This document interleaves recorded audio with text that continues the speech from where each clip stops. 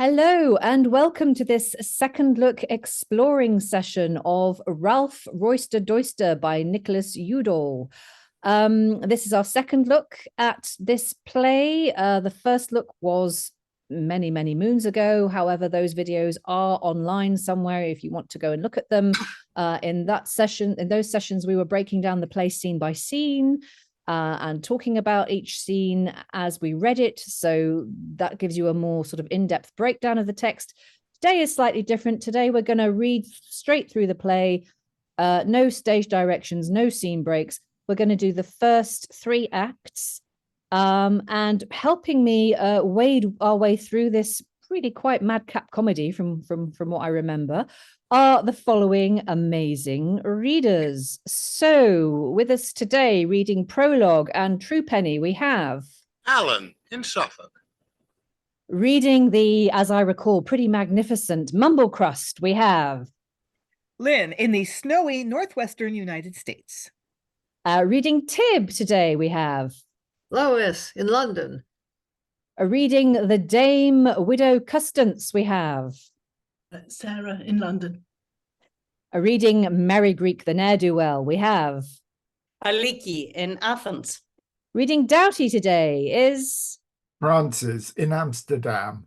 Reading Alyface, we have Susan in Drury Lane, London.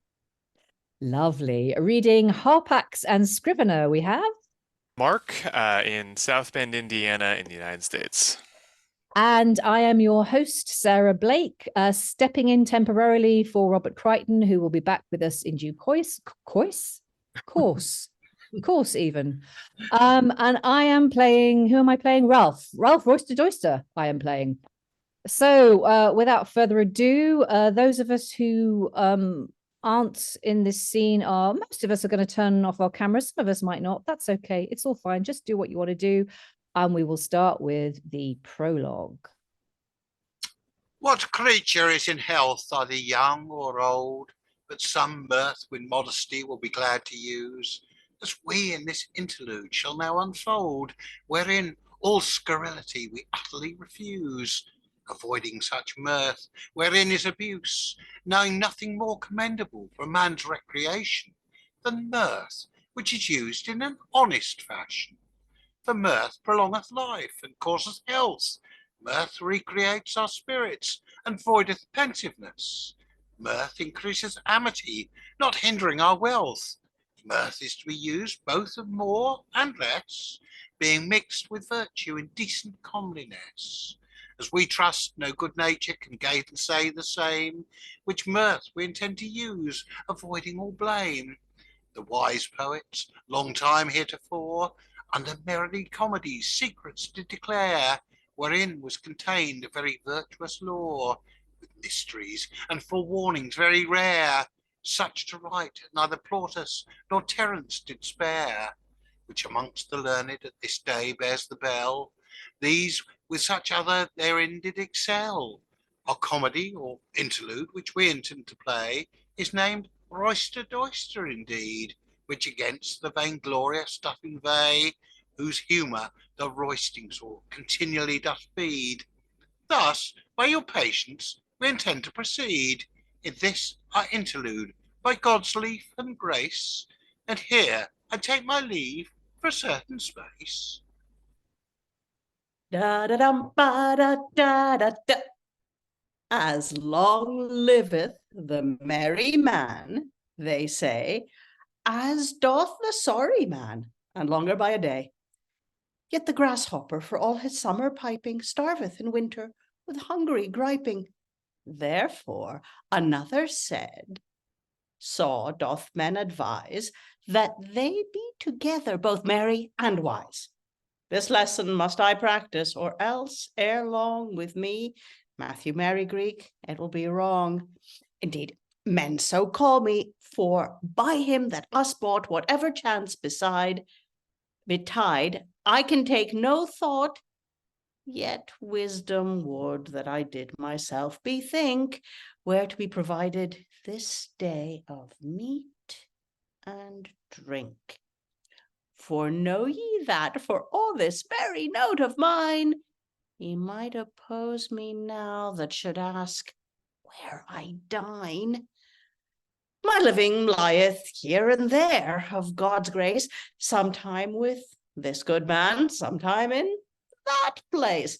Sometime Louis Loiterer biddeth me come near, sometimes Davy Dice Player, when he hath well cast, maketh revel rout, as long as it'll last. Sometime Tom Titterfell maketh us a feast, sometime with Sir Hugh Pye I am a bidden guest. Sometime at Nickel Never Thrives I get a sop. Sometime I am feasted with Brian Blenkinsop. Sometime I hang on Hankin Hoddidoddy's sleeve. But this day on Ralph Roister Doister's by his leave. For truly of all men he is my chief banker, both for meat and money, and my chief sheet anchor. Forsooth, Roister Doister, in that he doth say, and require what he will, ye shall have no nay. Now of Roister Doister somewhat to express, that ye may esteem him after his worthiness, in these 20 towns, and seek him throughout, is not the like stock whereon to graffle out. All the day long is he facing and craking of his great acts in fighting and fray making, but when Roister Doister is put to his proof to keep the queen's peace is more his behoof. If any woman smile or cast him an eye, appeals to the hard ears in love by and by. And in all the hot haste must she be his wife, else farewell his good days and farewell his life. Master Ralph Roister Doister is but dead and gone, except she on him take some compassion. Then chief of council must be Matthew Merrygreek. What if I for marriage to such an one seek, then must I sooth it, whatever it is, for what he saith or doth cannot be amiss. Told by his yea and nay, be his known white son, praise and rouse him well, and ye have his heart won. For so well liketh he his own fond fashions, that he taketh pride of false commendations. But such sport have I with him, as I would not lose, though I should be bound to live with bread and shoes. Oops. For exalt him and have him as he lust indeed, yea, to hold his finger in a hole for a need. I can with a word make him fain or loath. I can with as much make him pleased or wroth. I can, when I will, make him merry and glad. I can, when me lust, make him sorry and sad. I can set him in hope and eke in despair. I can make him speak rough and make him speak fair. But I marvel I see him not all this same day. I will seek him out. But lo, he cometh this way. I have yonder espied him sadly coming, and in love for 20 pound by his gloaming. Come, death, when thou wilt. I am weary of my life. I told you we should woo another wife. Why did God make me such a goodly person? He is in by the week. We shall have sport anon. And where is my trusty friend, Matthew Merrygreek? I will make as I saw him not. He doth me seek. I have him espied, methinketh. Yond is he. Ho, Matthew Merrygreek, my friend, a word with thee. I will not hear him, but make I had haste. Farewell, all my good friends, the time away doth waste, and tide, they say, tarrieth for no man. Thou must with thy good counsel help me if thou can. God keep thee, worshipful Master Roister Doister, and Farewell, the lusty Master Roister Doister. I must needs speak with thee a word or twain. Within a month or two I will be here again. Negligence in great affairs, you know, may mar all. Attend upon me now, and well reward thee I shall. I have taken my leave, and the tide is well spent. I die, except thou help, I pray thee. Be content. Do thy part well now, and ask what thou wilt. For without thy aid my matter is all spilt. Then to serve your turn I will some pains take, and let all mine own affairs alone for your sake. My whole hope and trust resteth only in thee. And ye cannot do amiss, whatever it be. Gramercies, Merrygreek, most bound to thee I am. But up with that heart, and speak out like a ram. You speak like a capon that hath the cough now. Be of good cheer, anon ye shall do well enow. Upon thy comfort I will all things well handle. So, lo, that is a breast to blow out a candle. But what is this great matter, I would fain know? We shall find remedy, therefore, I trow. Do ye lack money? You know mine old offers. You have always a key to my purse and coffers. I thank thee. Had ever man such a friend? Give unto me, I must needs to you lend. Nay, I have money plenty, all things to discharge. That I knew right well when I made offer so large. But it is no such matter. What is it then? Are ye in danger of debt to any man? If ye be, take no thought, nor be not afraid. Let them heartily take thought how they shall be paid. I owe nought. What then? Fear ye imprisonment? No.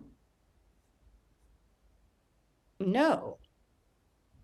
I wist ye offend not so be to be shent, but if ye had, the tower could not you hold. But to break out at all times ye would be bold. What is it? Hath any man threatened you to beat? What is he that durst have put me in that heat? He that beateth me by his arms shall well find that I will not be far from him, nor run behind. That thing know all men, ever since he overthrew that fellow of the lion which Hercules slew. But what is it then? Of love I make my moan. Ah, this foolish love, wilt ne'er let us alone. But because you were refused the last day, ye said you would ne'er more be entangled in that way. I would meddle no more, since I find all so unkind. Yea, but I cannot so put love out of my mind. Is your love, tell me first, in any wise in the way of marriage or of merchandise?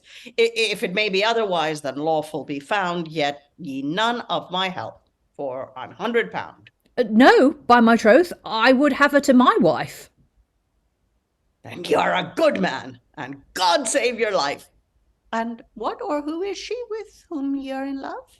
A woman, whom I know not by what means to move. Who is it? A woman, yond. Oh, what's her name? Her, yonder. Whom? Mistress, Fie for shame. Love ye, and know not whom. But her yond, a woman.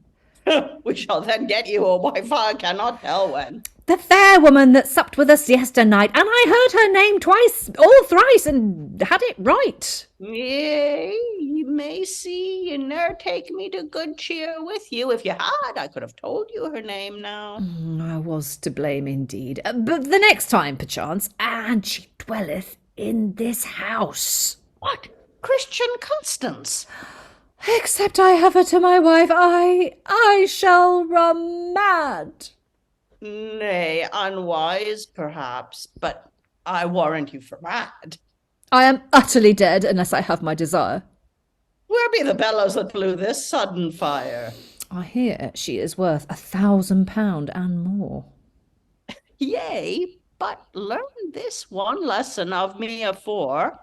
and £100 of marriage money, doubtless, is ever £30 sterling or somewhat less, so that her £1,000, if she be thrifty, is much near about 250. Howbeit, wooers and widows are never poor. Is she a widow? I love her better, therefore. But I hear she hath made promise to another. He shall go without her, and were he my brother. I have heard say, I'm right well advised, that she hath to Gavin Goodluck promised. What is that, Gawain Goodluck? A merchantman? Shall he speed afore me? Nay, sir, by sweet St. Anne. Ah, sir, Bacchare, quod Mortimer to his sow, I will have her mine own self, I make God avow, for, I tell thee, she is worth £1,000. Yet a fitter wife for your mastership might be found. Such a goodly man as you might get one with land. Beside pound of gold, 1,000 and 1,000, and 1,000 and 1,000 and 1,000, and so to the sum of 1,000. Most goodly personage is worthy of no less. I am sorry God made me so comely. Doubtless, for that maketh me each where so highly favoured, and all women on me so enamoured. Enamoured, quote you. Have you spied out that? Ah, sir, marry, now I see you know what's what. Enamoured. Harry, sir, say that again. I thought you had not marked it so plain. Yes, each where they gaze all upon me, and stare. Yea, Malkin, I warrant you as much as they dare. And you will not believe what they say in the street when your mastership passeth by. All such as I meet, that sometimes I can scarce find what answer to make. Who is this, saith one? Sir Lancelot du Lake? No, great Guy of Warwick, saith another. No, say I, it is the 13th Hercules' brother. Who is this? Noble Hector of Troy, saith the third. No, but of the same nest, say I. It is a bird. Who's this? Great Goliath? Samson or Colbrand? No, say I, but it is a brute of the ally land. Who is this? Great Alexander or Charlemagne? No, it is that 10th worthy, say I to them again. No, not if I said well. Yes, for so I am. Yea, for there were but 9 worthies before ye came. To some others, the 3rd Cato I do you call, and so, as well as I can, I answer them all. Sir, I pray you, what lord or great gentleman is this? Master Ralph Roister Doister, dame, say I. I whiz. Oh, Lord, saith she then, what a goodly man it is. Would Christ I had such a husband as he is. Oh, Lord, say some, that the sight of his face we lack. It is enough for you, say I, to see his back. His face is for ladies of high and noble parages, with whom he hardly escapeth great marriages, with much more than this, and much otherwise. I can thee thank that thou canst such answers devise, but I perceive thou dost me thoroughly know. I mark your manners for mine own learning, I trow, but such is your beauty, and such are your acts, such is your personage, and such are your facts, that all women fair and foul, more and less, they eye you, they love you, they talk of you doubtless. Your pleasant look maketh them all merry. You pass not by, but they laugh till they be weary. Oh, yea, and money could I have, the truth to tell of many, to bring you that way where they dwell. Merrygreek, for this thy reporting well of me. What should I else, sir? It is my duty, pardie. I promise thou shalt not lack while I have a groat. Faith, sir. And I never had more need of a new coat. Thou shalt have one tomorrow, and gold for to spend. Then I trust to bring the day to a good end, for as for mine own part, having money enow, I could live only with the remembrance of you. But now to your widow, whom you love so hard. By cock, thou sayest truth. I had almost forgot. What if Christian Custance will not have you? What? Have me? Yes, I warrant you never doubt of that. I know she loveth me, but she dare not speak. Indeed, meet it were somebody should break. She looked on me 20 times yesternight, and laughed so. That she could not sit upright. No, faith, could she not? No, even such a thing I cast. But for wooing, thou knowest, women are shamefast. But since she knew my mind, I know she would be glad, and think it the best chance that ever she had. To her then, like a man, and be bold forth to start. Wars ne'er speed well that of a false heart. What may I best do? Sir, remain ye while here. Ere long, one or another of her house will appear. Ye know my mind. Yea, now hardly, let me alone. In the meantime, sir, if you please, I will home and call your musicians. For in this your case it would set you forth, and all your wooing grace. You may not lack your instruments to play and sing. Thou knowest I can do that. As well as anything. Shall I go call your folks, that we may now show a cast? Yea, run, I beseech thee, in all possible haste. I go. Yea, for I love singing out of measure. It comforteth my spirits, and doth me great pleasure.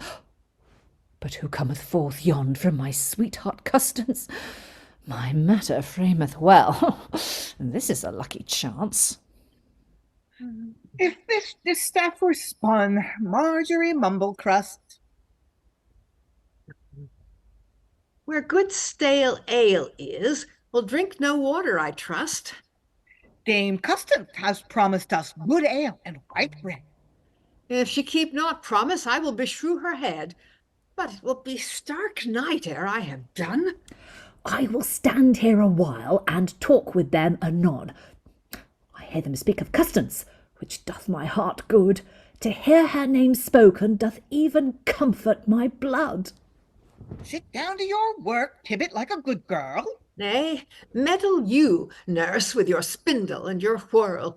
No haste but good, Madge Mumblecrust, for whip and whir the old proverb doth say, never made good fur. Well, ye will sit down to your work anon, I trust. Soft fire maketh sweet malt, good Madge Mumblecrust, And sweet malt maketh jolly good ale for the nonce. which will slide down the lane without any bones. Old brown bread crusts must have much good mumbling, but good ale down your throat hath good easy tumbling. The jolliest wench that I e'er heard. Little mouse, may I not rejoice that she shall dwell in my house? So, Sirrah, now this gear begins to frame. Thanks to God, though your work stands still, your tongue is not lame. And though your teeth be gone, both so sharp and so fine, yet your tongue can run on pattens as well as mine. You were not for naught named Tib-Talkapace. Doth my talk grieve you? Alack, God save your grace. I hold a groat, ye will drink anon for this gear.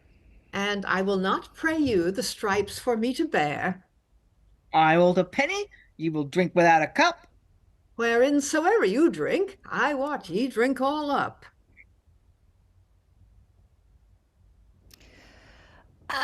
Mistress Alyface, you are muted still. Oh, by cock, and well sewed, my good Tibet Talkapace. And as e'en is well knit, mine own Annot Alyface. See what a sort she keepeth. That must be my wife. Shall not I, when I have her, lead a merry life? Welcome, my good wench, and sit here by me just. And how doth our old beldame here, Madge Mumblecrust? Chide and find fault and threaten to complain. Oh, to make us poor girls shent as her in small gain. I did neither chide, nor complain, nor threaten. It would grieve my heart to see one of them beaten. I did nothing but bid her work and hold her peace. So would I. If you could, your chattering cease. But the devil cannot make old Trot hold her tongue. Let all these matters pass, and we three sing a song. So shall we pleasantly both the time beguile now, and eke dispatch all our works, ere we can tell how. I shrew them that say nay, and that shall not be I. And I am well content. Sing on then, by and by. And I will not away, but listen to their song. Yet Merrygreek and my folks tarry very long. Pipe, Mary Annet, pipe. Trilla, trilla, trillery. Work, Tippet, work, Annet, work, Marjorie. So Tippet knit, Annet spin, Marjorie. Let us see who will win the victory. This sleeve is not willing to be sewed, I trow. A small thing might make me all on the ground to throw. Pipe, Mary Annet, pipe, pipe, pipe. Trilla, trilla, trilla, trillery. What, Tibet? What, Annet? What, Marjorie? Ye sleep, but we do not. What shall we try? Your fingers be numbed, our work will not lie. If ye do so again, well, I would advise you nay. In good sooth, one stop more, and I make holiday. Pipe, Mary Annet, pipe. Trilla, trilla, trillery. Now, Tippet, now, Annet, now, Marjorie. Now whip it apace for the mastery. It will not, but it will not be. Our mouth is so dry. Each finger is a thumb today, methink. I care not to let all alone. Choose it swim or sink. Pipe, Mary Annet, pipe. Trilla, trilla, trillery. When, Tippet, when, Annet, when, Marjorie? I will not, I cannot, no more can I. Give we all over, and there let it lie. There it lieth. The worst is but a curried coat. Tut, I'm used thereto, I care not a groat. Have we done singing since? Then will I in again. Here, I found you, and here I leave both you twain. And I will not be long after. Tib, talk apace. What is the matter? Yon stood a man all this days, and hath heard all that we ever spake together. Marry, the more lout he for his coming hither, and the less good he can to listen maidens talk. I care not, and I go bid him hence for to walk. It were well done to know what he maketh hereaway. Now might I speak to them, if I wist what to say. Nay, we will go, both of us, and see what he is. One that heard all your talk and singing, I wis. The more to blame you. A good, thrifty hall. More to blame. A good, thrifty husband would elsewhere have had some better matters in hand. I did it for no harm, but for good love I bear. To your dame, Mistress Custance, I did your talk here. And Mistress Nurse, I will kiss you for acquaintance. I come anon, sir. Faith, I would our Dame Custance saw this gear. I must first wipe all clean, yea, I must. Yeah, you'll chieve it, doting fool, but it must be cussed. God ill ye, sir. Chad not so much, not when, not since 'twas born, train of such a gay gentleman. I will kiss you too, maiden, for the good will I bear ye. No, forsooth, by your leave, you shall not kiss me. Oh, be not afeard. I do not disdain you a whit. Why should I fear you? I have not so little wit. Ye are but a man, I know very well. Why then? Forsooth, for I will not. I use not to kiss men. I would fain kiss you too, good maiden, if I might. What should that need? But to honour you by this light, I used to kiss all them that I love, to God I vow. Oh, yea, sir. I pray you, when did you last kiss your cow? You might be proud to kiss me, if you were wise. What promotion were therein? Nurse is not so nice. Well, I have not been taught to kissing and licking. Yet I thank you, Mistress Nurse. You made no sticking. I will not stick for a kiss with such a man as you. They that lust. I will again to my sewing now. Tidings! Oh, tidings! Dame Constance greeted you well. Whom? Me? You, sir? No, sir. I do no such tale tell. But, and she knew me here. Tibet, talk apace. Your mistress Custance and mine must speak with your grace. With me? You must come into her, out of all doubts. And my work not half done. A mischief on all louts. Oh, good sweet nurse. Oh, a good sweet gentleman. Who? Nay, I cannot tell, sir, but what thing would you? How doth sweet Custance, my heart of gold? Tell me how. She doth very well, sir, and commands me to you. To me?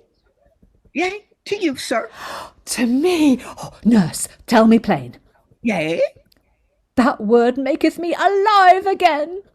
She commanded me to one last day, whoe'er it was. That was e'en to me, and none other, by the mass. I can't tell you surely, but one it was. It was I, and none other. Oh, this cometh to good pass. I promise thee, nurse, I favour her. E'en so, sir. Bid her sue to me for marriage. E'en so, sir. And surely, for thy sake, she shall speed. E'en so, sir. I shall be contented to take her. E'en so, sir. But at thy request, and for thy sake. Oh, e'en so, sir. And come, hark in thine ear what to say. E'en so, sir.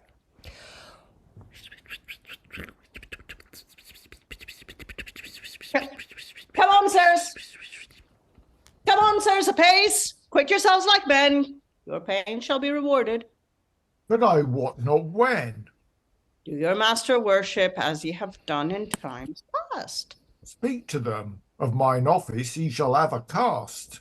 Harpax, look that thou do well too, and thy fellow. I warrant, if he will mine example follow. Curtsy, whoresons, duck you and crouch at every word. Yes, whether our master speak earnest or bold. For this lieth upon his preferment, indeed. Oft is he a wooer, but never doth he speed. But with whom is he now so sadly rounding yond? With knobs, Nicebecta, misera fond. God be at your wedding, be ye sped already. I did not suppose that your love was so greedy. I perceive now ye have chose up devotion, and joy have ye, lady, of your promotion. Oh, fool! Thou art deceived. This is not she. I'll mock much of her, and keep her well. I advise you, I will take no charge of such a fair peacekeeping.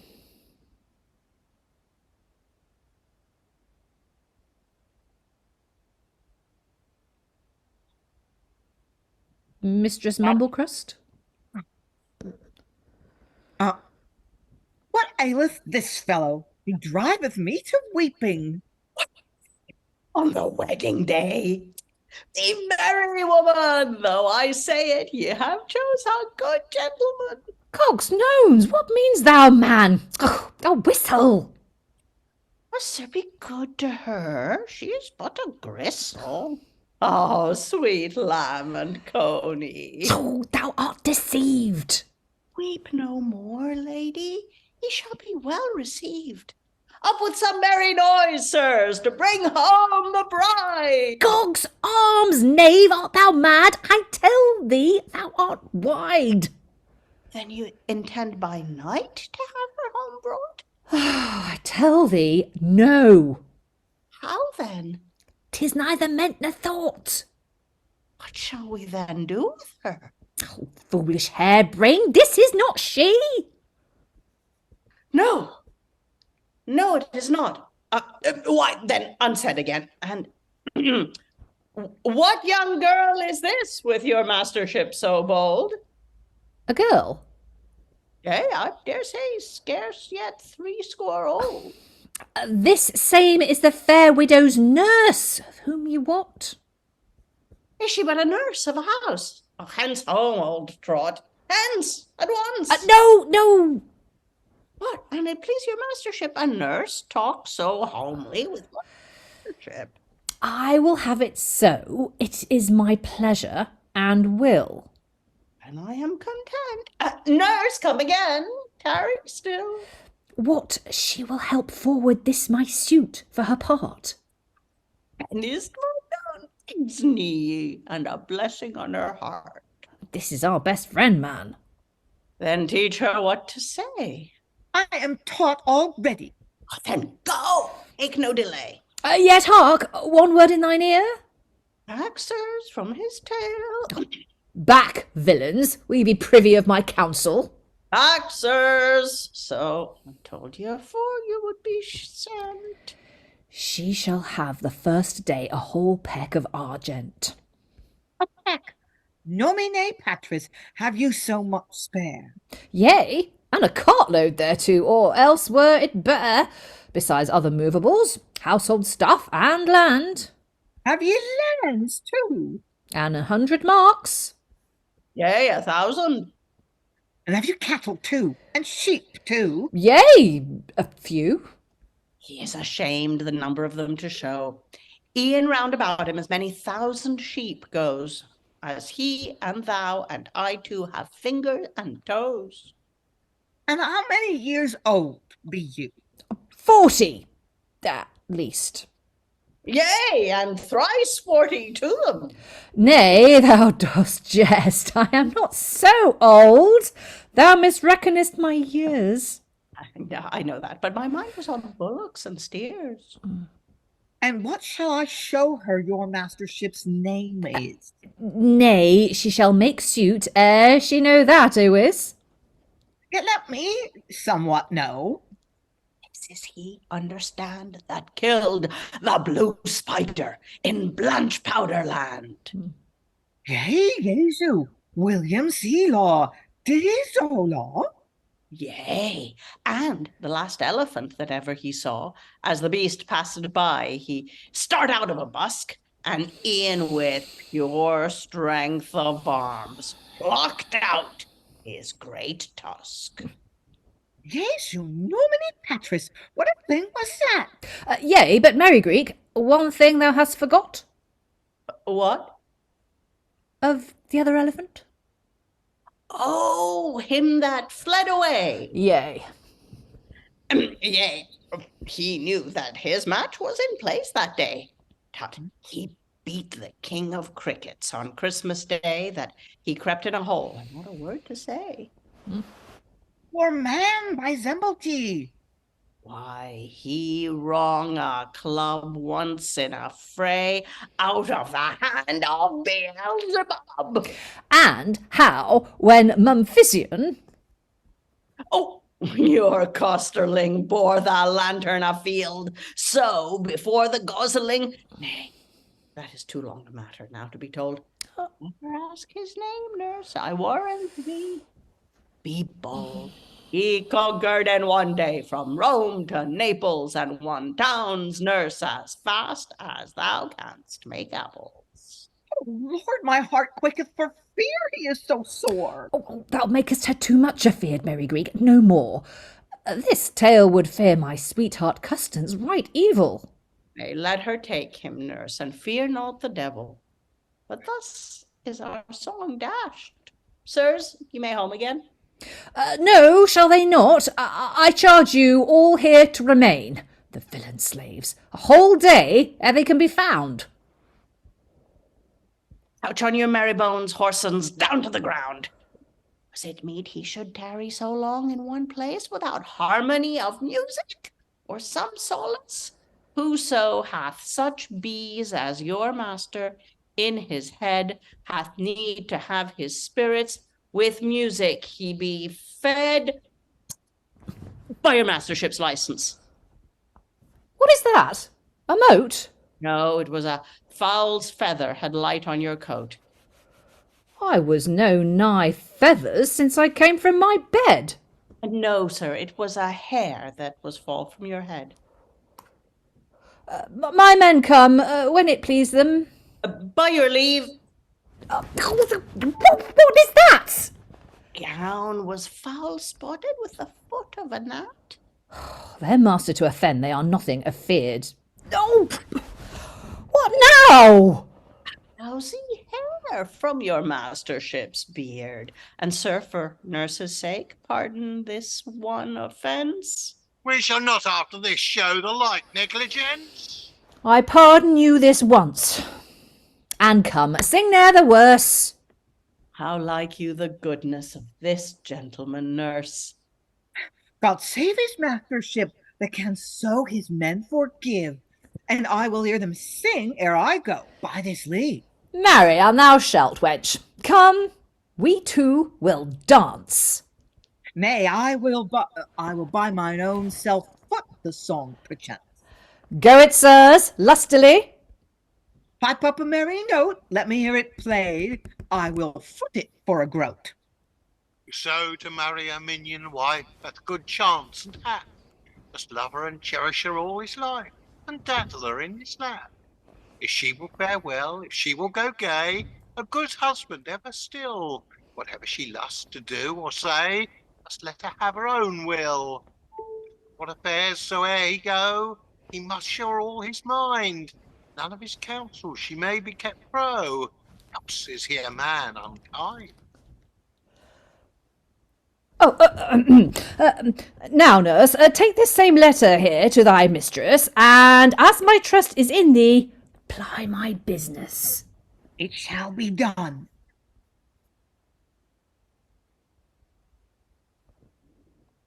Who made it? I wrote it each whit. Then needs it no mending? No. No, I know your wit. I warrant it well. It shall be delivered, but if ye speed, shall I be considered? Dost thou doubt of that? What shall I have?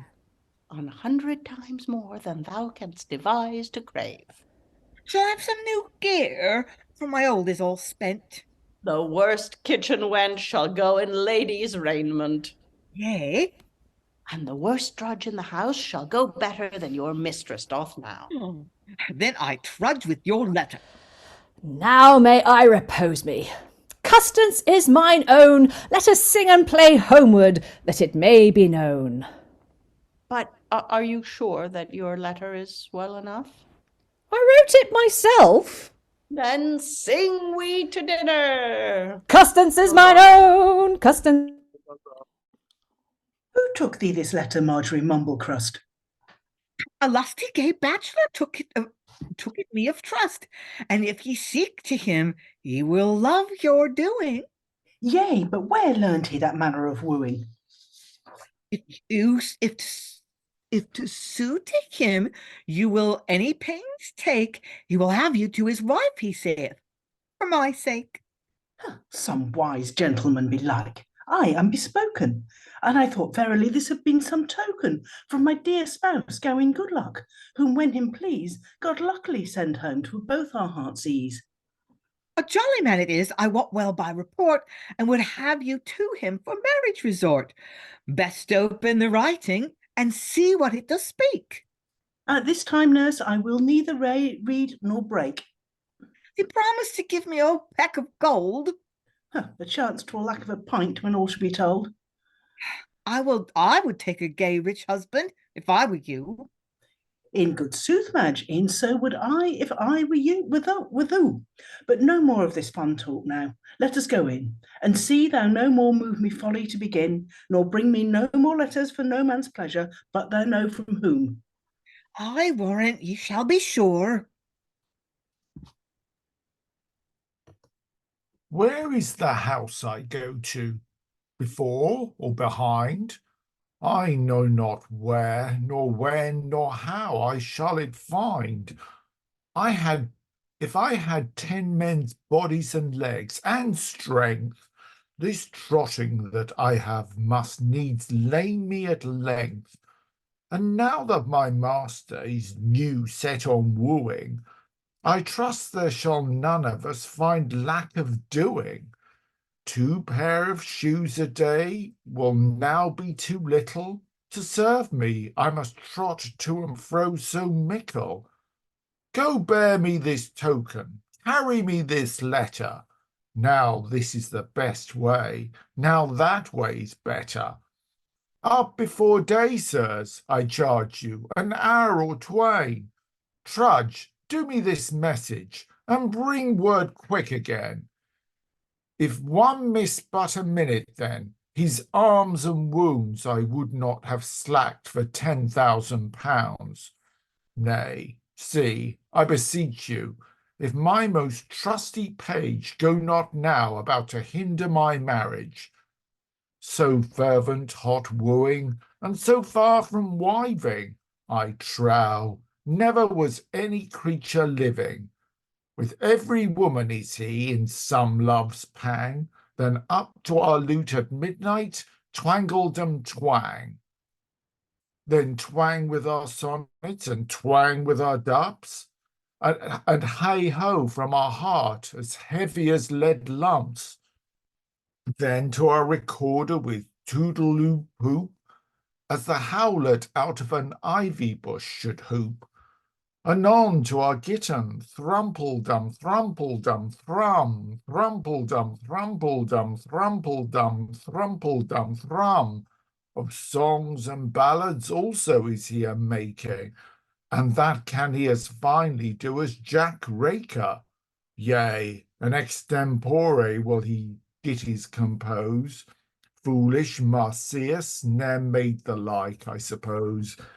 Yet must we sing them as good stuff, I undertake, as for such a penman is well fitting to make.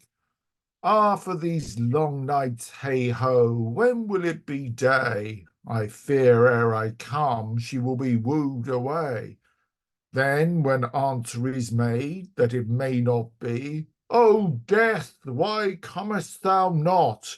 By and by, saith he. But then from his heart to put away sorrow, he is as far in with some new love next morrow. But in the mean season we trudge and we trot, from dayspring to midnight. I sit not nor rest not. And now am I sent to Dame Christian Custance, but I fear it will end with a mock for pustance. I bring her a ring with a token in a clout, and by all guessed this same is her house out of doubt. I know it now perfect, I am in my right way. And lo, yond the old nurse that was with us last day.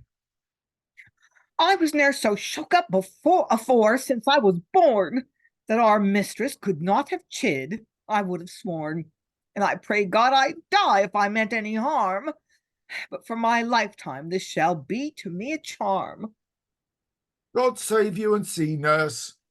How is it with you? Marry, a great deal the worse it is for such as thou. For me? Why so? Why, were not thou one of them, say, that sang and played here with the gentleman last day? Yes, and he would know, if you have him forspoken, and praise you to deliver this ring and this token. Now, by the token that God tokened, brother, I will deliver no token, one nor other. I have once been so shent for your master's pleasure, as I will not be again for all his treasure. He will thank you, woman. I will none of his thanks. I ween I am a prophet. This gear will prove blank. But what? Should I home again without answer go? It were better go to Rome on my head than so. I will tarry here this month, but some of the house shall take it off me, and then I care not a louse.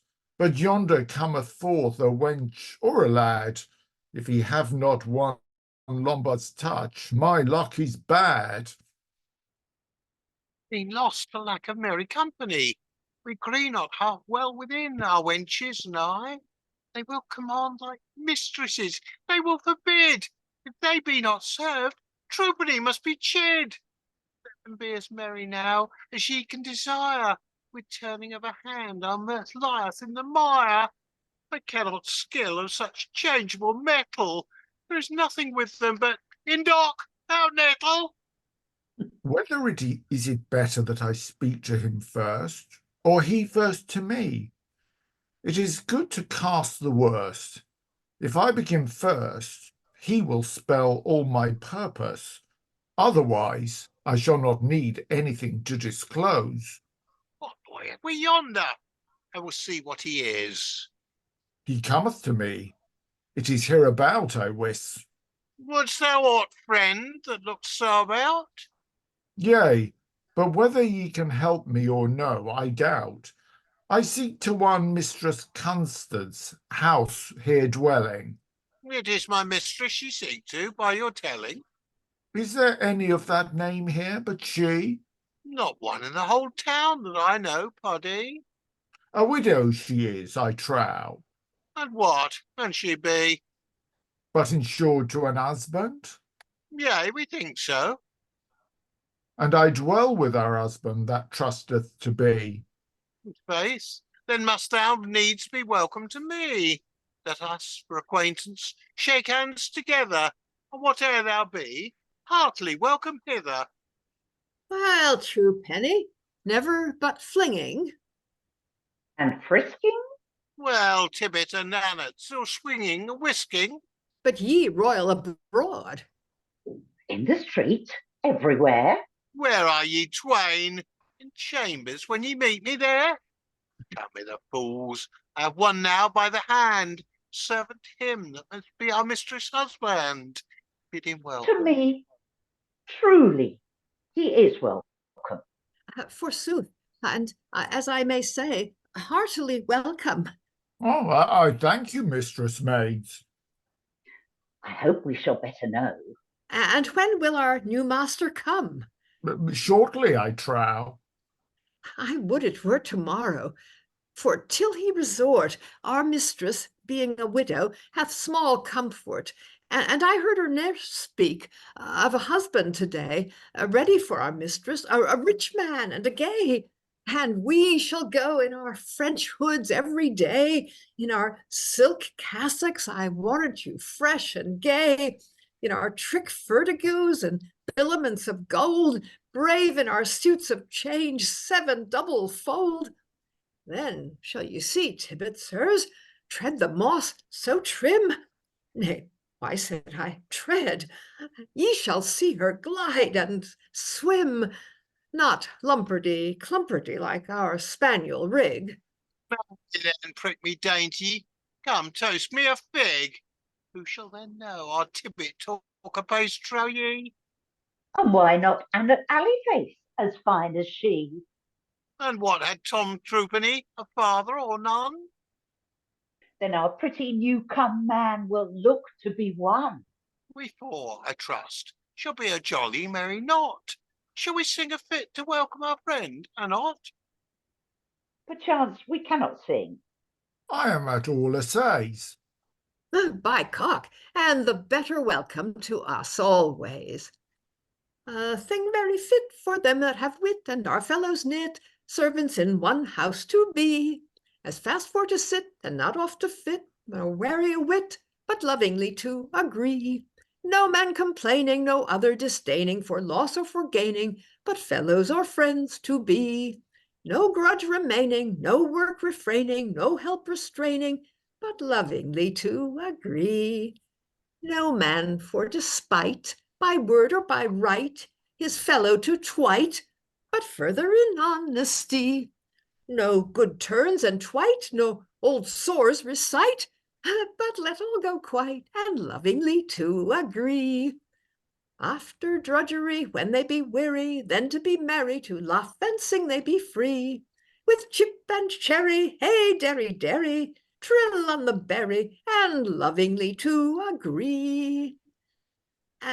Will ye now in with us unto our mistress go? I have first for my master an errand or two, but I have here from him a token and a ring. They shall have most thank of her that first doth it bring. Ah, marry, that will I. Hey, and Tibet, snatch it now. And why may not I, sir, get thanks as well as you? Yet get ye not all. We will go with you both, and have part of your thanks, be ye never so loth. So my hands are rid of it. I care for no more. I may now return home, so durst I not afall. Nay, come forth all three, and come hither, pretty maid. Will not so many forewarnings make you afraid? Yes, forsooth. But still be a runner up and down, still be a bringer of tidings and tokens to town? No, forsooth, mistress. Is all your delight and joy in whisking and ramping abroad like a tomboy? Forsooth, these were there too, Annot and Truepenny. Yea, but ye alone took it, ye cannot deny. Yea, that ye did. But if I had not, ye twain would. You great calf, you should have more wit, so you should. But why should any of you take such things in hand? Because it came from him that must be your husband. How do you know that? Forsooth, the boy did say so. What was his name? We ask not. What? No, did you not? He's not far gone, of likelihood. I'll see. If thou canst find him in the street, bring him to me. Yes. Well, you naughty girls, if ever I perceive that henceforth you do letters or tokens receive to bring unto me from any person or place, except ye first show me the party face to face, either thou or thou, full truly abide thou shalt. Oh, pardon this, and the next time powder me in salt. I shall make all girls by you twain to beware. If ever I offend again, do not me spare. But if ever I see that false boy any more, by your mistressship's license, I tell you afore, I will rather have my coat 20 times swinged than on the naughty wag not to be avenged. Good wenches would not run abroad idly, but keep within doors and ply their work earnestly. If one would speak with me that is a man likely, you shall have right good thank to bring me word quickly. But otherwise, with messages to come in post, from henceforth I promise you shall be to your cost. Get you into your work. Yes, forsooth. Yes, forsooth. Hence both twain, and let me see you play me such a part again. I run past the far end of the street, yet I cannot craft yonder crafty boy see nor meet. No? Yeah, I looked as far beyond the people as one may see out of the top of Paul's steeple. Hence, in at doors, and let me be no more vexed. Forgive me this one fault, and lay on for the next. Now will I in too, for I think so God me mend, this will prove some foolish matter in the end. Now say this again.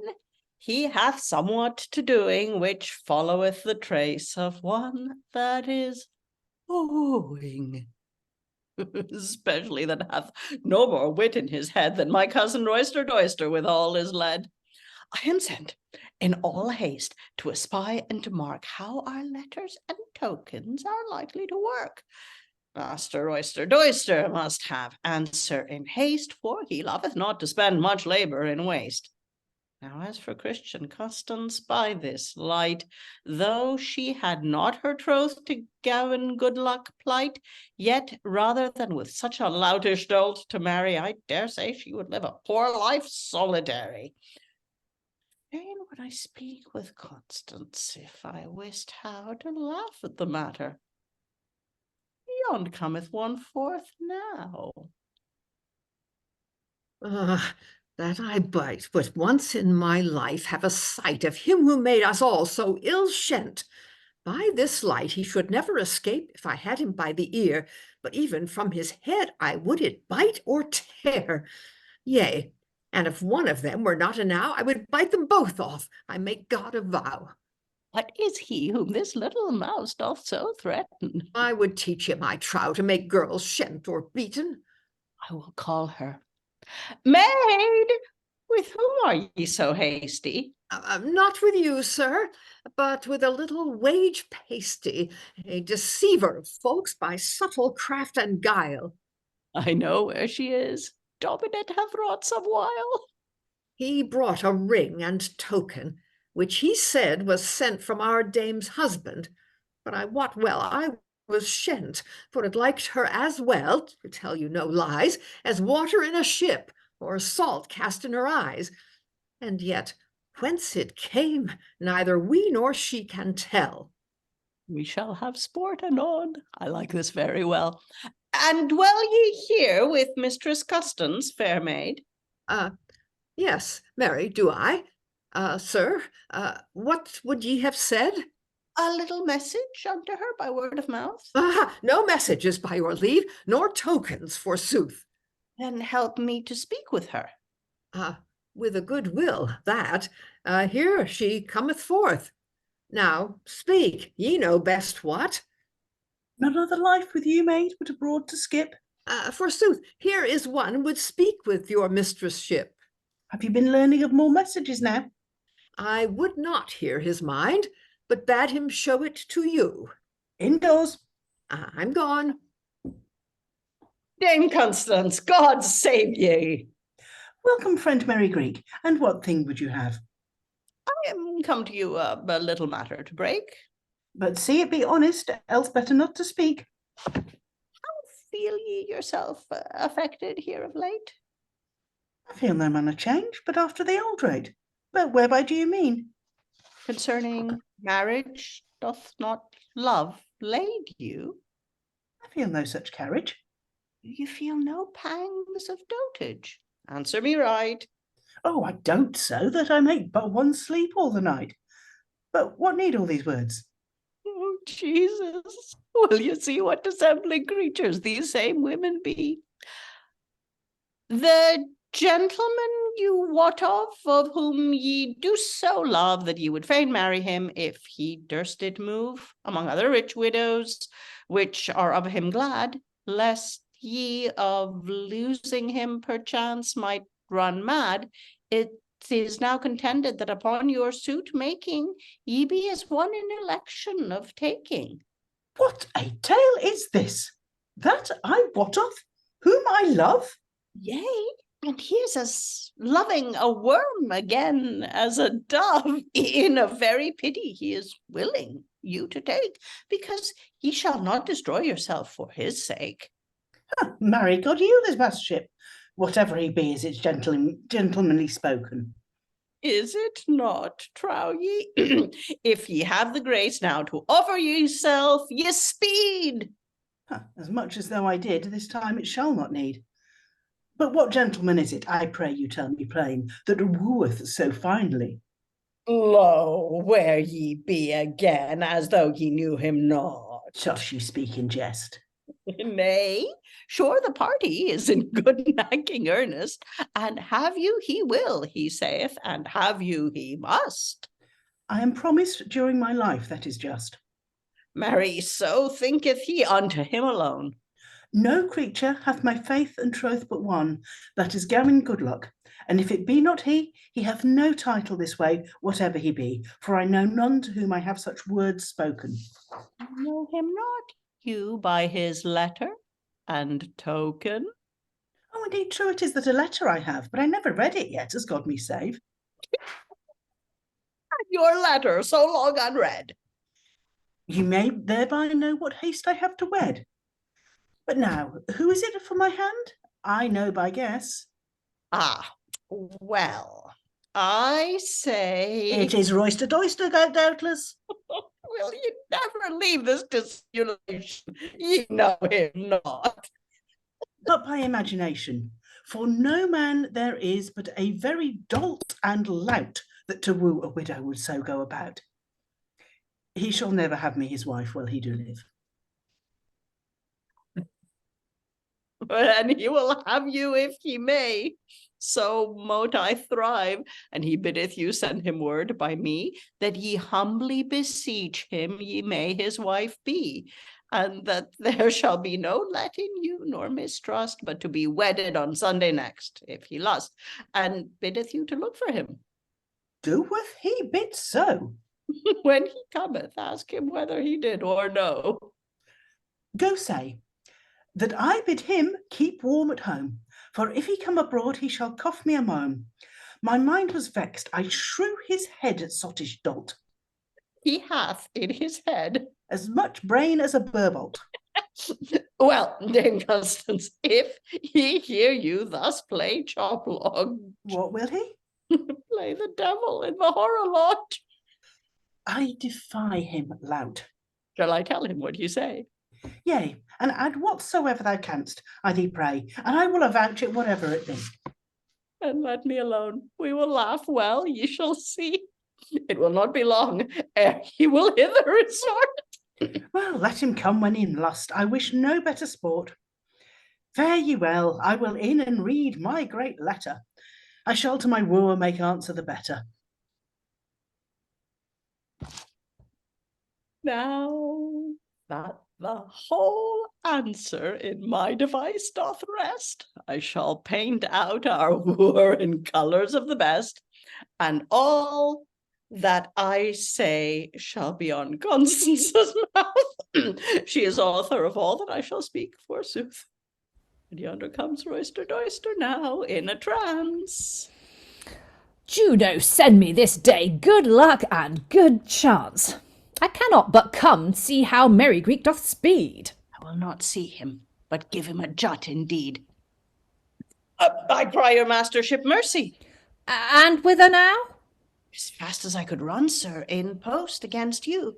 But why speak ye so faintly, or why are ye so sad? Oh, thou knowest the proverb, because I cannot be had. Hast thou spoken with this woman? Yea, that I have. And what? Will this gear be? No, so God me save. Hast thou had a flat answer? Nay, a sharp answer. What? Ye shall not, she saith, by her will marry her. You are such a calf, such an ass, such a block, such a libbard, such a hobble, such a lobcock. And because you should come to her at no season, she despised your mastership out of all reason. Beware what you say, quoth I, of such a gentleman. Nay, I fear him not, quoth she. Do the best he can. He vaunteth himself for a man of prowess great, whereas a good gander, I dare say, may him beat.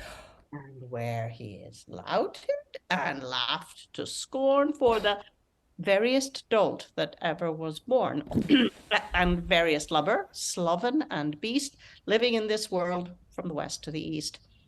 Yet of himself hath he such opinion, that in all the world is not the like minion. He thinketh each woman to be brought in dotage with the only sight of his goodly personage, yet none that will have him. Do him lout and flock, and make him among us our common sporting stock. And so would I know, quoth she, save only because better nay, quoth I lust not meddle with daws. Ye are happy, quoth I, that ye are a woman. That would cost you your life in case you were a man. Yea, £100,000 should not save her life. No, but that ye woo her to have her to your wife. But I could not stop her mouth. Hi ho, alas. Of good cheer, man. Let the world pass. What shall I do or say now that it will not be? Shall have choice of 1,000 as good as she. Ye must pardon her. It is for lack of wit. Yea, for were not I an husband for her fit? Well, what should I do now? In faith, I cannot tell. I will go home and die. Then shall I bid toll the bell? No. God have mercy on your soul, ah, good gentleman. that ere you should thus die for an unkind woman. Will you drink once ere you go? No, no, I will not. How feels your soul to God? I am nigh gone. And shall we hence straight? Yea. Placebo dilexi.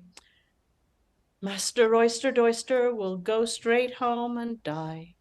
Our Lord Jesus Christ his soul have mercy upon. Thus you see, today a man, tomorrow John. Yet saving for a woman's extreme cruelty, he might have lived yet a month, or 2, or 3. But in spite of Custance, which hath him wearied, his mastership shall be worshipfully buried. And while some piece of his soul is yet within, some part of his funeral let us here begin. Hi-ho, alas! The pangs of death my heart do break. Hold your peace, for shame, sir, a dead man may not speak. Ne quando. What mourners, what torches shall we have? None.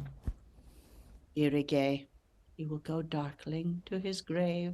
Neque looks, neque crooks, neque mourners, neque clink. He will steal to heaven, unknown to God, I think. Plain fairy. Who shall your goods possess? Thou shalt be my sector and have all, more or less. Requiem aeternam. Now God reward your mastership, and I will cry halfpenny dole for your worship. Come forth, sirs, hear the doleful news I shall to you tell. Our good master here will no longer with us dwell. Yet, sirs, as ye will, the bliss of heaven win when he cometh to the grave. Lay him softly in, Audivi Wokem. All men take heed by this one gentleman, how you set your love upon an unkind woman. If these women be all such mad, peevish elves, they will not be won, except to please themselves. But in faith, Custance, if ye ever come in hell, Master Roister Doister shall serve you as well. Will you need go from us in this very deed? Yea, in good sadness.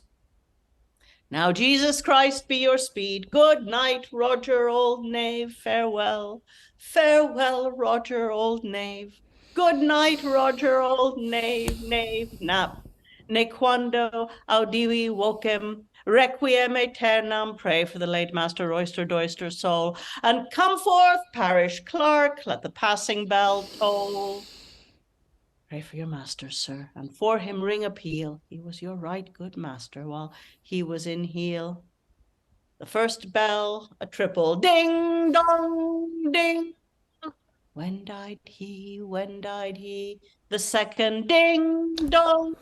We have him, we have him. The third ding dong ding. Roister Doister, Roister Doister. The fourth bell ding dong ding dong. He cometh, the great bell. Ba-dong, ba-dong, our own. We Lazarum. Hi-ho. Dead men go not so fast in paradisum. Hi-ho. Soft, hear what I have cast. I will hear nothing. I am past. Oof, well away. May tarry 1 hour and hear what I shall say. You were best, sir, for a while to revive again and quite them ere you go. Charles, thou so?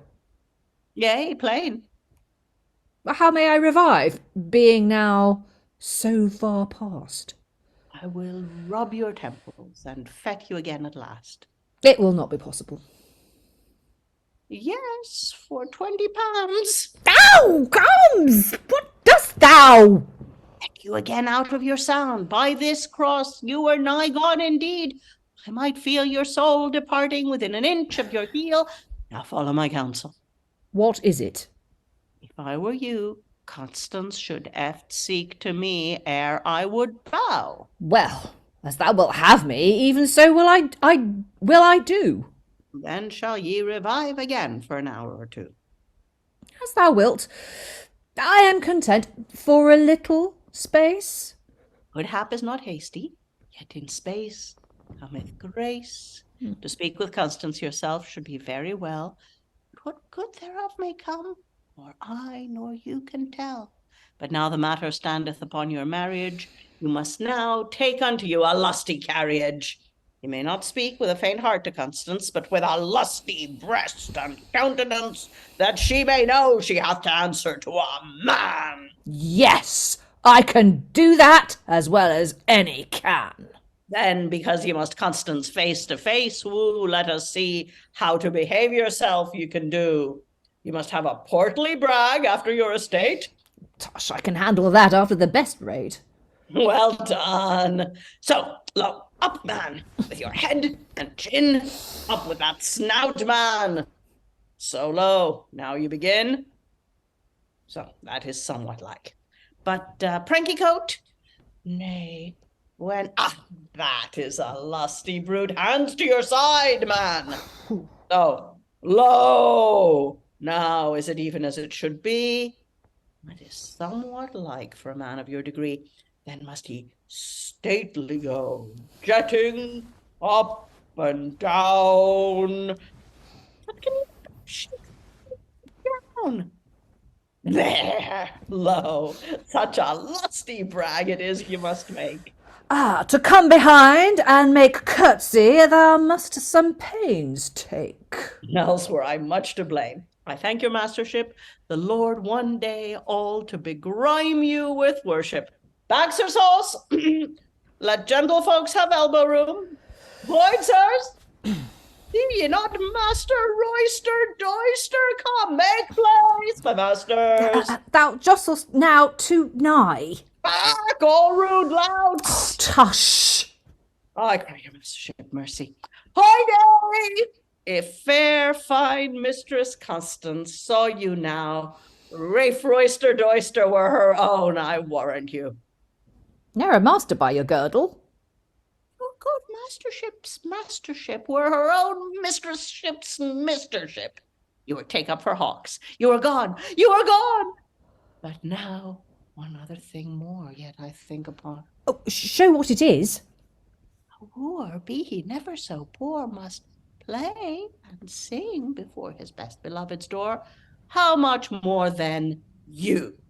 Thou speakest well, out of doubt, and perchance that would make her the sooner come out. Go, call my musicians, bid them higher pace. I will be here with them ere you can say trace. This was well said of Merrygreek. I allow his wit. Before my sweetheart's door we shall have a fit. But if my love come forth, I may with her talk. I doubt not but this gear shall on my side walk. But lo, how well Merrygreek is returned since.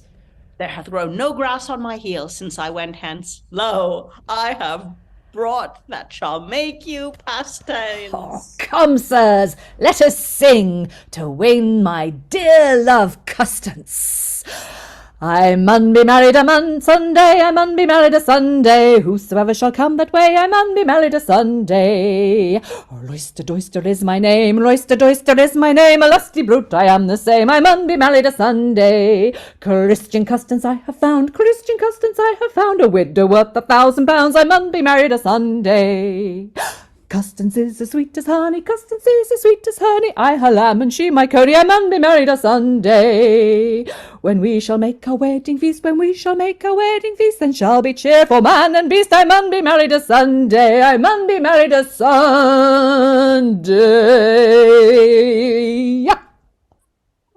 Where she cometh, some countenance to her make, and ye shall hear me be plain with her for your sake.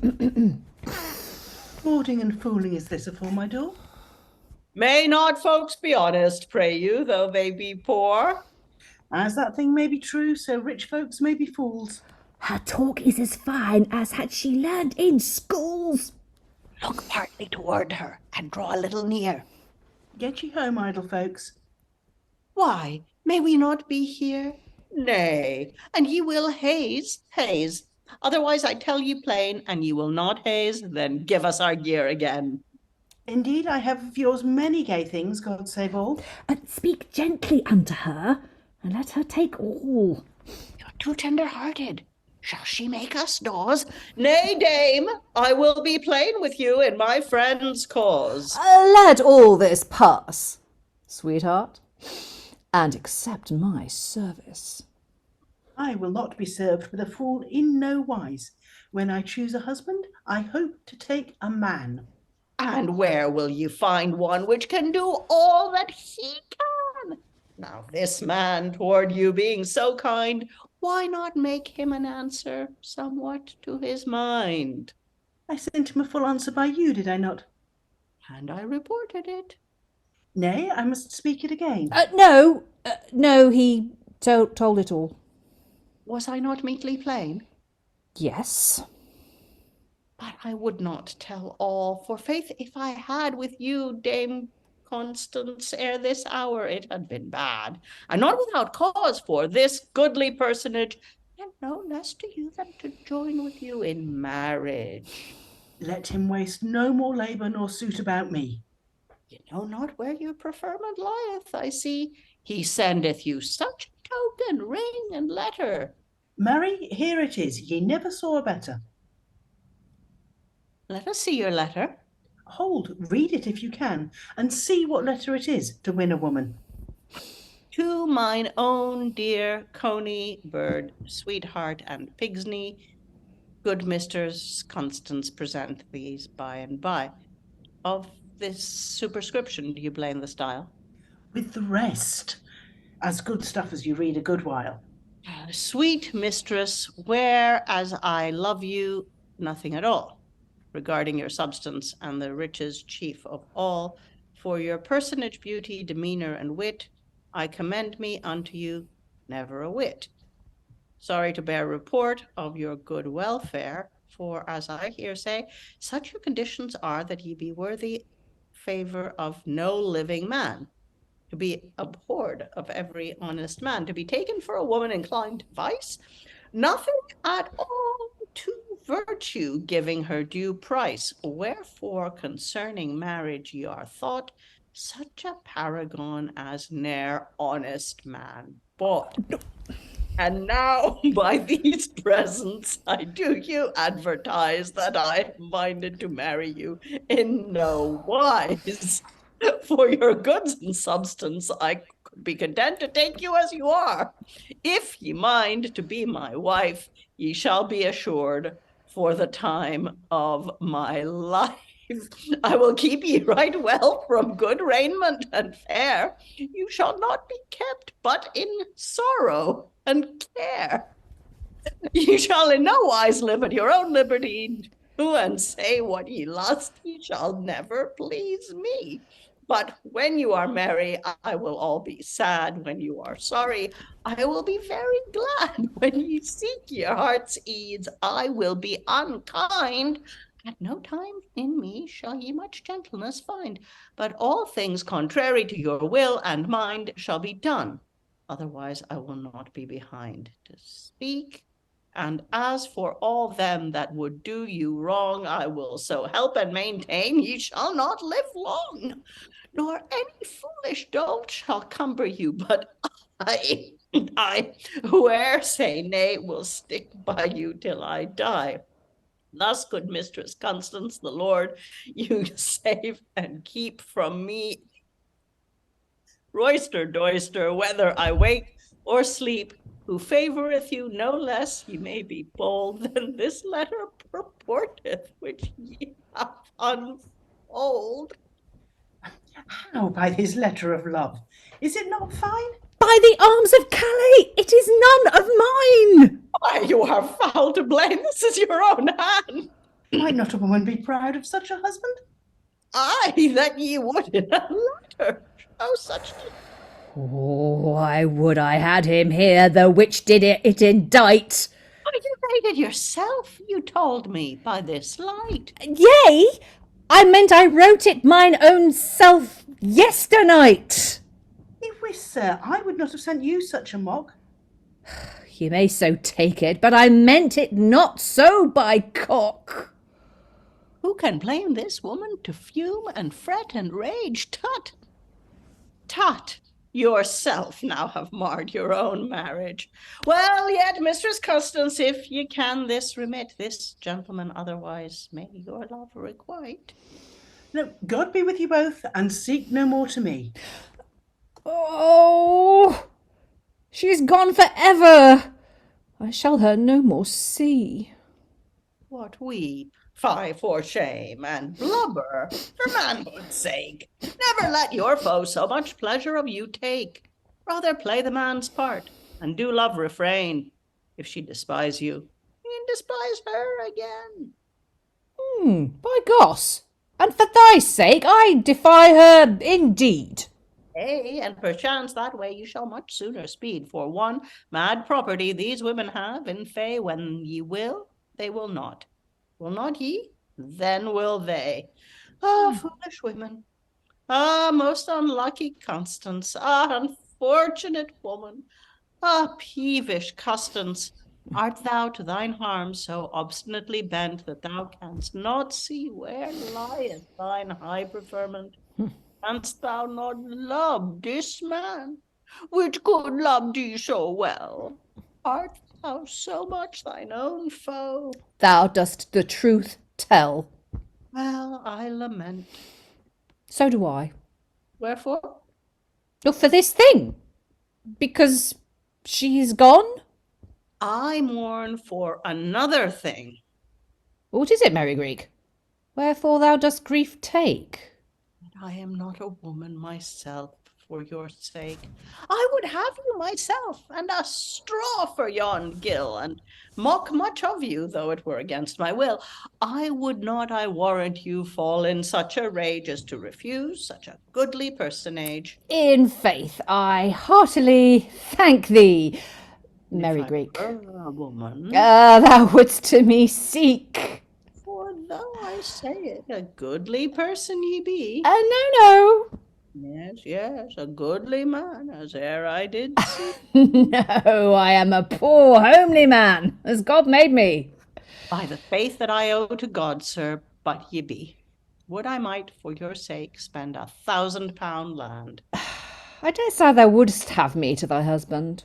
Yea, and I were the fairest lady in the shire, and I knew you as I know you, and see you now here. Well, I say no more.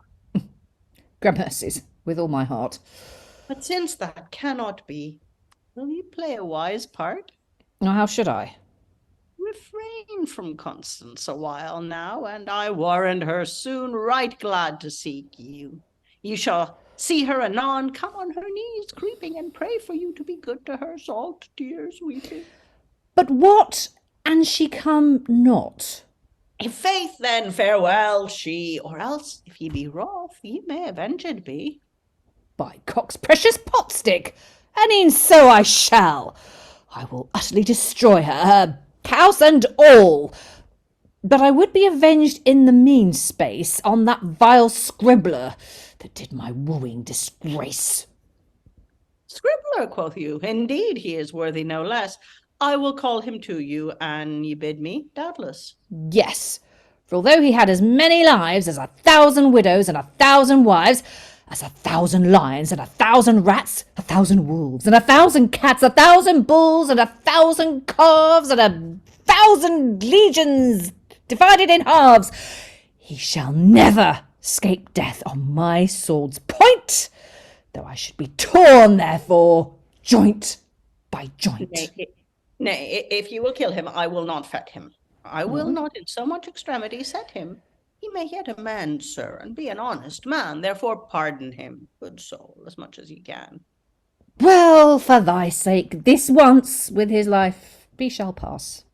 But I will hew him all to pieces by the mass. Nay, faith, ye shall promise that he shall no harm have, else I will not fet him. I shall, so God me save. But I may chide him a good. Yea, that will do heartily. Go then. I return, and bring him to you by and by. What is a gentleman but his word and his promise? I must now save this villain's life in any wise, and yet at him already my hands do. tickle. I shall unneth hold them. They will be so fickle. But lo, and Merrygreek have not brought him since. Nay, I would I had of my purse paid 40 pence. So would I too, but it needed not that stound. But the gentleman hath rather spent £5,000, for it disgraced him at 5 times as much. He disgraced himself, his loudishness is such. Oh, how long they stand prating. Why comest thou not away? Come now to himself and hark what he'll say. I'm not afraid in his presence to appear. Art thou come, fellow? How think you? Am I not here? What hindrance hast thou done me, and what villainy?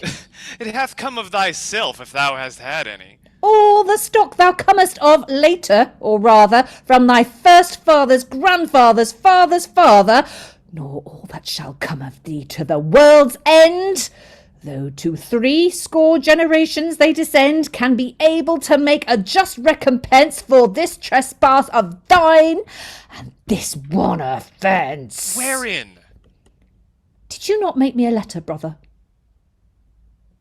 Pay the like hire, I will make you such another. Nay, see, and these whoreson Pharisees and scribes do not get their living by polling and bribes. If it what? No, for shame! Nay, hold thy hand still. Oh! Why did ye not promise that ye would not him spill? Let him not spare me. Why? Wilt thou strike me again? You'll have as good as you bring of me, that is plain. I cannot blame him, though your blows would him grieve, for he knoweth present death to ensue of all ye give. Well, this man, for once, hath purchased my pardon. And what say you to me, or else I will be gone? I say the letter thou madest me was not good. Then did you wrong copy it, of likelihood? Yes, out of thy copy, word for word, I it wrote. Then was it as you prayed to have it, I wot. But in reading and pointing there was made some fault. I wot not, but it made all my matter to halt. How say you? Is this mine original, or no? The self same that I wrote out of, so mote I go. Look you on your own fist, and I will look on this, and let this man be judge whether I read amiss. To mine own coney, bird, sweetheart, and pigsney, good mistress Custance, present these by and by. How now? Doth not the superscription agree? Read that is within, and there ye shall the fault see. Sweet mistress, whereas I love you, nothing at all regarding your riches and substance, chief of all for your personage, beauty, demeanor, and wit, I commend me unto you. Never a whit sorry to hear report of your good welfare. For, as I hear say, such your conditions are that you be worthy favor. Of no living man to be abhorred, of every honest man to be taken for a woman inclined to vice nothing at all, to virtue giving her due price. Wherefore, concerning marriage, you are thought such a fine paragon as ne'er honest man bought. And now, by these presents, I do you advertise that I am minded to marry you. In no wise for your goods and substance, I can be content to take you as you are. If you be my wife, you shall be assured for the time of my life I will keep you right well. From good raiment and fare you shall not be kept, but in sorrow and care you shall in no wise live. At your own liberty do and say what you lust. You shall never please me but when you are merry. I will be all sad when you are sorry. I will be very glad when you seek your heart's ease. I will be unkind at no time. In me you shall much gentleness find. But all things contrary to your will and mine shall be done otherwise. I will not be behind to speak, and as for all they that would do you wrong, I will so help and maintain you, shall not live long. Nor any foolish dolt shall cumber you, but I, whoever say nay, I will stick by you till I die. Thus, good Mistress Custance, the Lord you save and keep. From me, Roister Doister, whether I wake or sleep, who favoureth you no less, ye may be bold, than this letter purporteth, which you have unfold. Now, sir, what defaults can you find in this letter? Of truth, in my mind there cannot be a better. Then was the fault in reading, and not in writing. No, nor, I dare say, in the form of indicting. But who read this letter that it sounded so naught? I read it, indeed. You read it not as you ought. Why, thou wretched villain, was all this same fault in thee? I'll knock your custard if you offer to strike me. Ow! Strikest thou indeed? Then I offer but in jest. Yea, and rap ye again, except ye can sit in rest. And I will no longer tarry here, me believe. What, wilt thou be angry, and I do thee forgive? Oh, farewell, scribbler, I cry thee mercy indeed. Fare you well, bibbler, and worthily may you speed. Oh, if it were another than thou, it were a knave. Ye are another yourself, sir, the Lord us both save.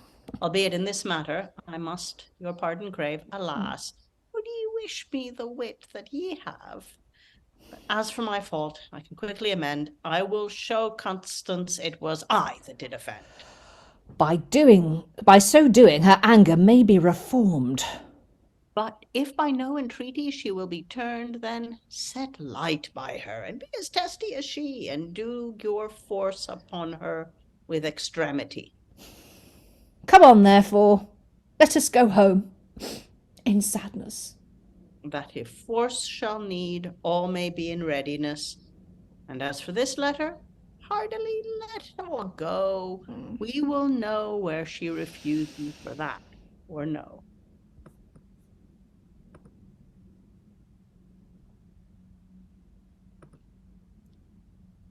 And that is the end of Act 3, and we're going to stop there for this session, and we're going to continue with Acts 4 and 5 in the next session. So there will, by the time you see this, there will be another video to look at to see the end of this play. But before we go tonight, let's just have a little chat. How did everybody find that? Some of you were here for the first look read through, and some of you weren't. So yeah, let me open it up to the floor. What are everyone's thoughts? Anybody? Just to go off the near the end there with the Scrivener. I was not here for the first look, didn't know this play before, and I had just taken a quick glance at like the Scrivener lines before we started reading today, and I saw this long speech where I'm reading some letter, and I'm like not quite sure what's going on, and then as I hear our Merrygreek saying those words, I'm like, oh, I get it now. This makes total sense in context. I was like, let me look very closely at the punctuation, because that's what's happening here. It is absolutely all in the delivery. Yeah. Aliki, did I see your hand? Yeah, there's so much comic potential here that you really need to get on its feet to play with. There's just so much business. Some of it is obvious, like the slaps and some of the asides, but you can tell that there are so many places for it to be. And I'm really taken with the structure of it. I love okay, yes, we'll take it. No, I'll take the letter. No, you can't take it. I've got it. All three of them and then you can just kind of almost see a blackout, and there they all are in exactly the same position, only going, oh, no, we didn't want to take it. Yeah. No. Yeah. Right. So funny. Yeah. There's so much physicality in it. It's an absolute joy. Susan. Well, I just love that Sarah was so still in the center. It was fabulous. Because, all that, if everybody was doing that, it wouldn't work so well. It was great. I loved your reading, Sarah, over everybody.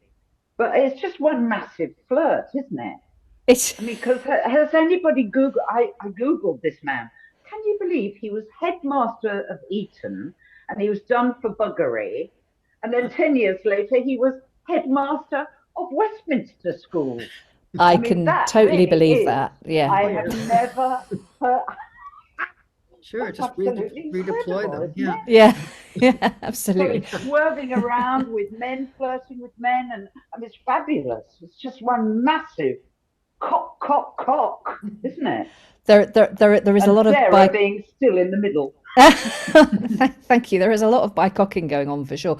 I did read somewhere, or I might be misremembering this because I am like going back a few years that we did the first look, but I'm sure I remember either reading or Rob said or somebody said that this was like one of the earliest comedies in terms of plays that was actually written as a comedy, which I mean obviously is not to say that there aren't, because I mean there's a lot of very, very funny interludes, and you know you've got vice figures in morality plays and all that kind of stuff, but like the you know he did actually sit down obviously to write this as a comedy. I mean there's no two ways about it. And Lois, does that sound right to you? This?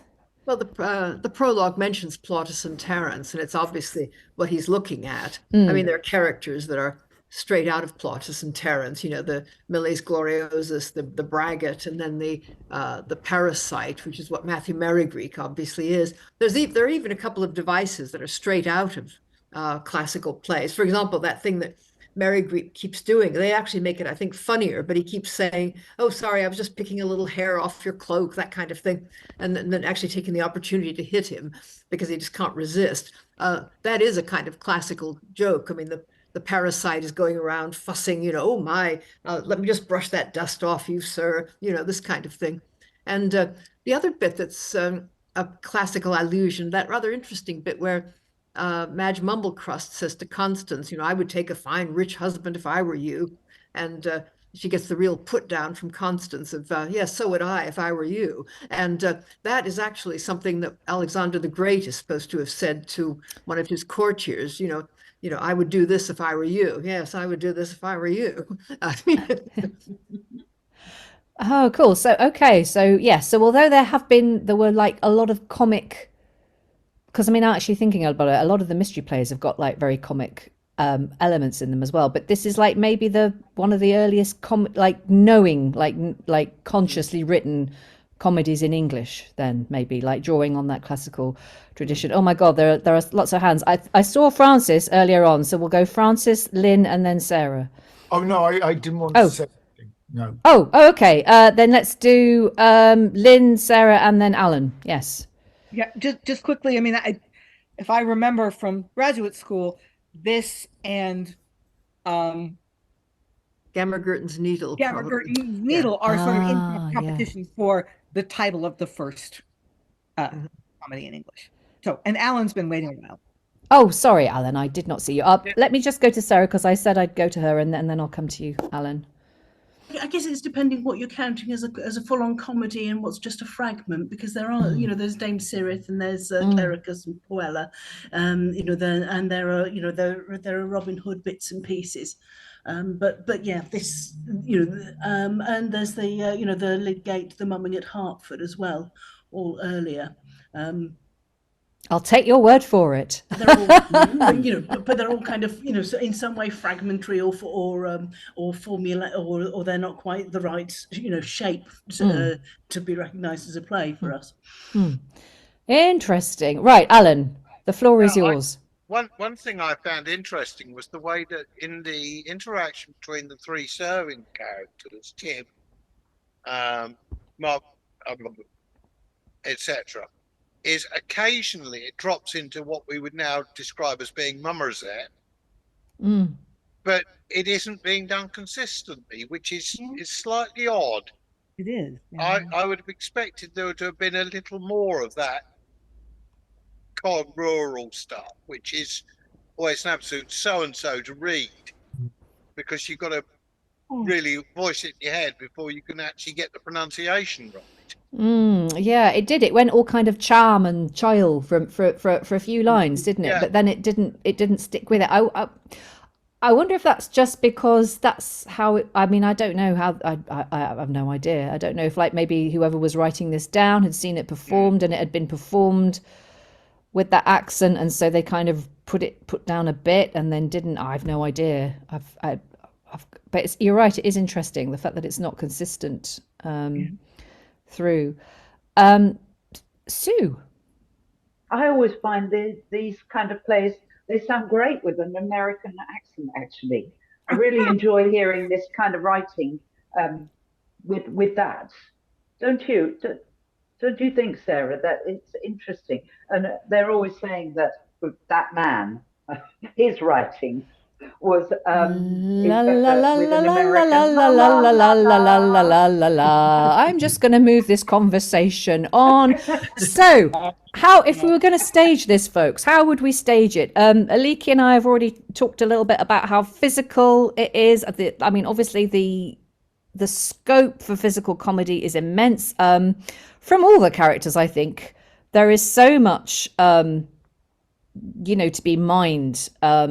Some of which is in the stage directions, but some of which is just like implied in the text. So much you could do, and so much singing and also dancing as well. What would you do? I'll go to Alan and then Lynn.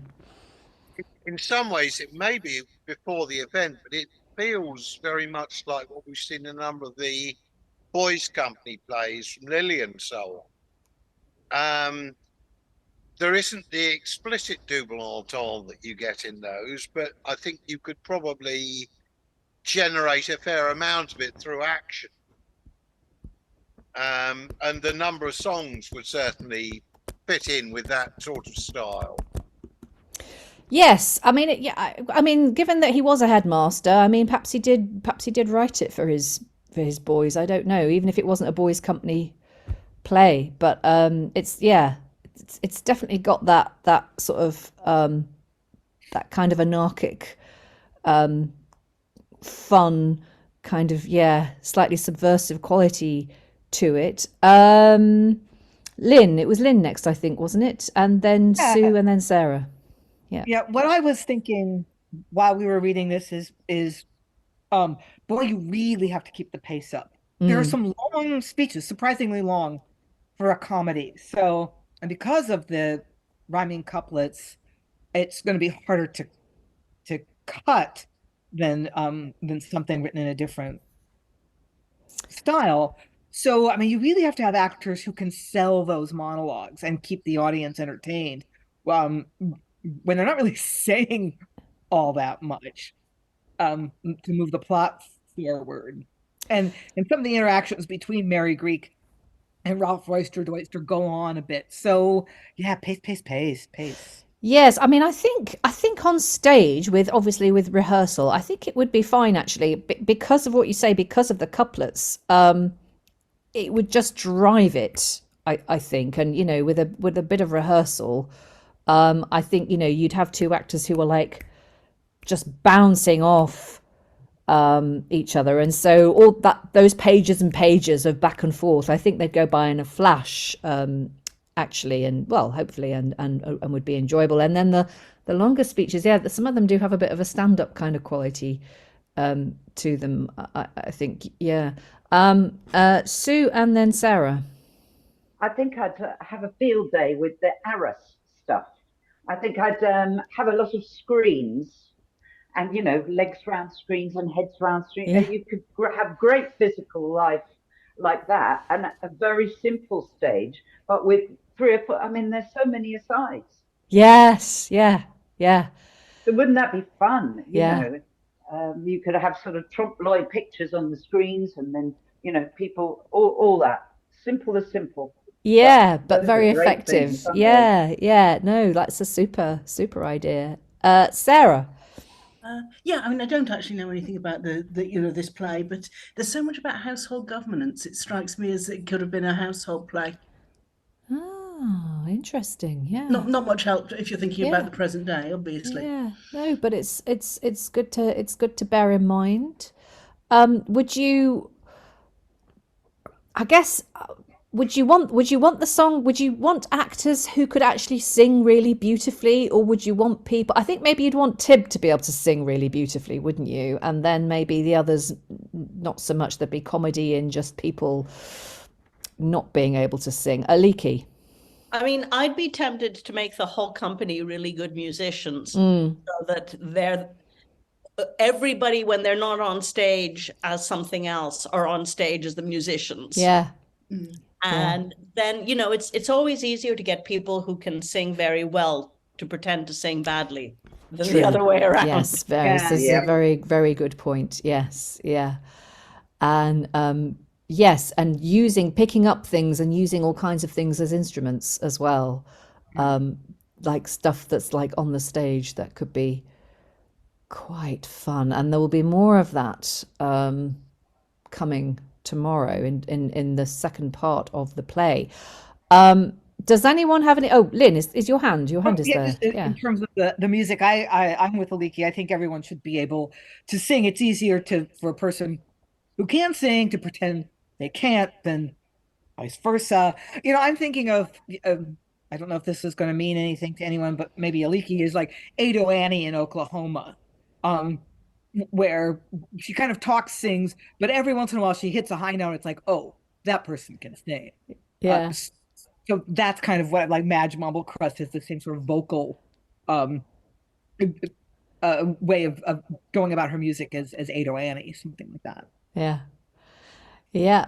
Does anyone have any final thoughts? I'm not going to go around the room and pry final thoughts out of you, because we've already had quite a chat about this. But if anyone has any final things that they'd like to say about the play, you know, about this half of it at least, or how they found it today, speak now. No, you're all looking like super intelligent, but like you've said your fill. Okay. Looking forward to the Thursday continuation. Yay, absolutely. Yes.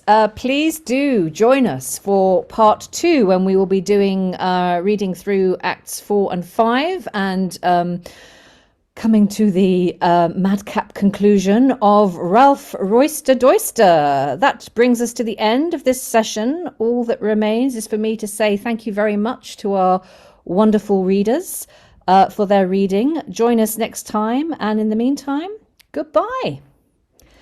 Then twang with our sonnets and twang with our dumps.